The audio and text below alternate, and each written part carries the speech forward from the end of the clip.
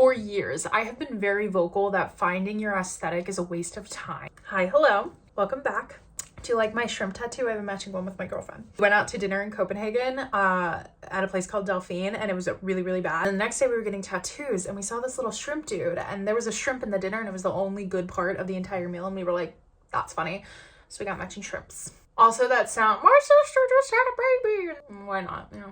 Anyways.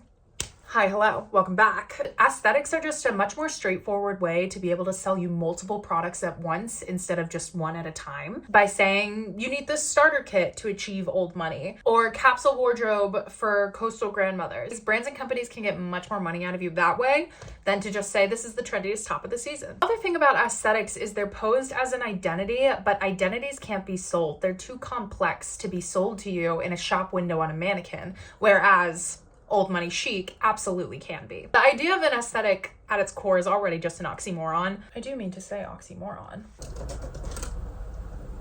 Contradictory. Yes, oxymoron. The other thing about aesthetics is they kind of whittle you down and completely ignore the fact that humans are really multidimensional, and what we need from our clothes changes every hour, let alone every day. Anyways, I think we spend a lot of time being able to pinpoint our personal style into this one word or phrase, almost so we can wipe our hands of figuring out what it is and just be like, great, that's me for the rest of my life. And I hate to be the bearer of bad news, but unfortunately, your personal style is never going to be done, because unfortunately, it is a reflection of all of your memories, habits, and feelings as a human. And that ain't gonna stop till you crack it. So I love that there's seagulls here. I love hearing seagulls. While I don't think that aesthetics are a kind of end-all be-all phrase that we can use as a crutch, they can be a great tool to help us kind of navigate where we want our style to stay within a certain parameter, and also be able to track kind of where we've been and where we're going. So a lot of the times when I work with some personal styling clients, they'll want to build an aesthetic together. And these are some of the things that we talk about and dive into for me to be able to help them figure that out. And I want to show you some unique and one-of-a-kind aesthetics I've created with clients in the past, just so you can get an idea of what I'm talking about. A classic, this is one of the first that I ever did, Merry Little Prankster Discovers Gucci. This client was so much fun to work with because they did have a bigger budget for higher quality pieces, but there was no lack of whimsy or joy when we were adding things to the wardrobe. There was no seriousness to it. It was all very like, why not? And they were hilarious. I loved working with them. So the number one thing that I look at with people is what kind of emotional character traits do they possess? Are you a jokester? Are you more introverted? Are you very bookish? Are you someone who is very extroverted and likes to throw parties and connect people with other people? I think one of the biggest identifiers of who you are as a person is how you make other people feel. I think that translates very clearly to personal style. We're gonna look at all of these a little bit more in depth, but just to give you an example, notice that all of these aesthetics, if Princess Diana had gothic tendencies, Jane Austen character gets trapped in the 1970s, just a little guy lands a job at Google, they all have a feeling, a personality trait. And then just thinking to yourself, what clothes in the wardrobe or clothes do you wish you had that you see or you wear? And those character traits really flourish and come out of you. So for example, I mean, when I'm personally in my Merry Little Prankster mode, I love wearing my little neckties that I've customized myself, or my button-ups that I've embroidered little hearts and words on that look really messy and bad. Just feeling very like country bumpkin. I love to wear my overalls. What clothes help drive the emotion you feel the most, or the way you want others to feel when you're near? And going back to this aesthetic, one of the reasons that I loved it the most is that it really exemplified how much freedom there is in not taking clothes and style too seriously, and how put together you can be to allow whimsy and joy to creep back into your life. I feel like as grown-ups, we really get hammered into this idea that joy is dead. No, no, but you can't be professional and joyful at the same time, or you can't be joyful and smart at the same time. Something that I often talk about a lot is that my joy doesn't come from a place of naivety, it comes from a place of necessity. And I think that that really translates in this aesthetic and to a lot of other people who maybe feel the same way. And I like the idea of amplifying that you can still be joyful and be in tune with everything that's going on around you and the severity of life. I think that this was a really fun aesthetic.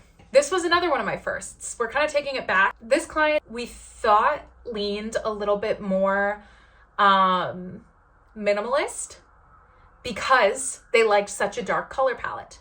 But just because you like one quality of something doesn't mean you translate to the rest of a prepackaged aesthetic. And just because she liked this very neutral and darker color palette doesn't mean she's a minimalist and that's it. I liked clothes that had a roughness to them and some metals and just a little bit of rebellious mix on the clothes that otherwise would have been known as feminine and chic. Really, really interesting style palette. The Princess Diana arc in particular, there's so much undiscovered personality in that historical figure and so much rage and rebellion that was tucked away and shoved into such a pretty facade that I almost think this aesthetic turns that inside out and turns the inside and the guts outward and the softness inward, if that makes sense. This leads me to my next point, which is location, location, location. Your location has everything to do with your personal style, where you're at currently and where you grew up. I would almost say where you grew up has more to do with your personal style than where you are now. Location cannot be separated from class, politics, and religion. Did you grow up in a lower social class and clothes were a very nonchalant thing that really only came in trash bags or at the thrift store? Did you grow up in a higher class where clothes were used as a way to communicate things, whether you knew it or not at the time? Do you have enough money to go shopping at the mall and had really negative experiences with your parents when picking out clothes and gets kind of sucked into that trend cycle at a very young age? Did you not have a lot of money and you had the freedom to go to the thrift store and get creative with your clothes? So many ways that class ties into personal style. And I have a separate video coming on this because I really want to dive. Literally the reason I made this YouTube channel was for this video. So I've been working on it for so long because I want it to be perfect. Because literally the reason that I made this YouTube channel was to talk about the fact how deeply class is tied to your personal style, because I cannot talk about it on any other platform because of the amount of nuance that is needed to like cover that conversation. So that's going to come at another time, but to put it in short form, religion, the way you perceive clothes is deeply affected by how much religion was a part of your life, how much class was a part of your life, and how much politics was a part of your life. So all of these things, definitely something to look at and pay attention to when you're building your sense of personal style. Yeah, hon? Of course you can come in. I'm gonna go get our desk. Okay. Love you. We're getting a desk so I don't have to film on the bed anymore. Show them your matching shrimp tattoo. I talked about it in the beginning of the video. Are you nervous? Yeah. You shy? You're hitting them with the... Yeah. See? I was telling them how our dinner was disgusting. What do you call it? I love when you get all shy like this. If I get kidnapped, it's your fault. No, it's not. Yes, it is. Love you. Drive slow. That's cold and bitter. Bummer. Class and politics, how did that affect your clothing opinions? Probably a lot. This point is a little bit more technical. Essentially, I want you to look back at some of your favorite outfits and start to notice any patterns that emerge. Are there outfit formulas that you repeatedly go back to? Is there a color palette that when you look at your wardrobe, it is all that color? Is there specific shapes that you gravitate towards? Repetition is what builds personal style. When you look back at your patterns and start to identify them, that's your personal style right there. Seeing how you rewear things and redo silhouette over and over and over again with slightly different variations. So definitely take a look at some of your favorite outfit pictures, what patterns you start to see, and then certain keywords. So for example, if there's a lot of tailoring in your outfits and you prefer clothing that's really hard to the touch, maybe structured is a key word that could identify your personal style. And there are lots of more abstract words that you can use in an aesthetic. And I think that's another great way to kind of break out of the idea that you need to find your aesthetic, is because all of the words that I've heard personally for aesthetics are shoppable. You know, coastal, chic, classic, boho.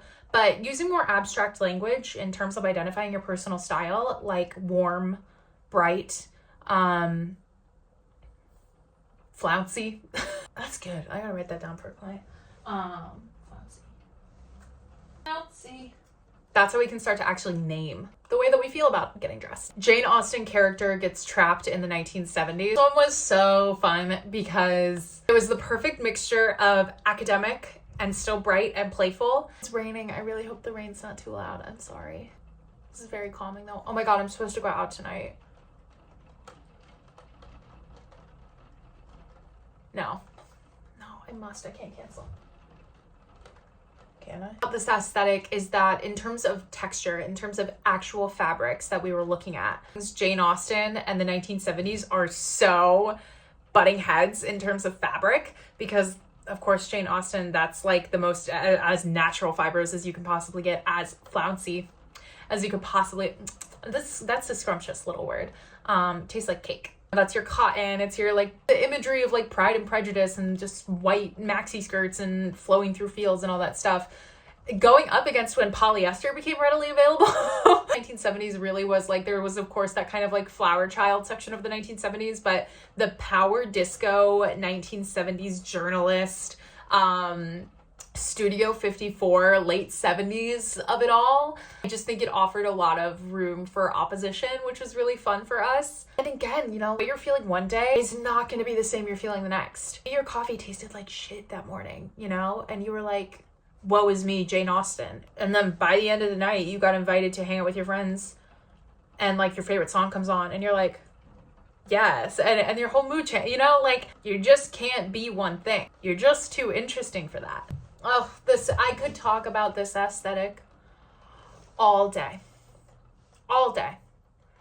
But I'll talk about it for the next 2.5 minutes probably. Just a little guy lands a job at Google. That sentence is so loaded. Just want to unpack the words, like the syntax of it all, the diction of it all. The first thing that they told me about their style was primary. I'm a primary person. I love primary colors. I just want to do primary. And I think the fun part of my style and where I enjoy clothes is when I'm mixing colors and enjoying color blocking. I was so excited when I heard that because primary is definitely a very specific type of person that's willing to be seen in that light, because again, it is almost like an inherently childish color palette that people can associate it with. I know I immediately mess with somebody when they're like, I love primary colors, wearing primary colors. It already started us at a really fun place. I got to know them the more they kept surprising me. But as all people do, the conversations that we had over like emotional intelligence and where they were at in their life and just learning more about them, it would always be like, oh, I'm just a guy. I'm just a little guy. I'm just like your chill friend, like your chill guy. Like just the guy that you go to ask for one piece of advice and then you leave with a whole new philosophy on life, that type of person. The feeling aspect of this aesthetic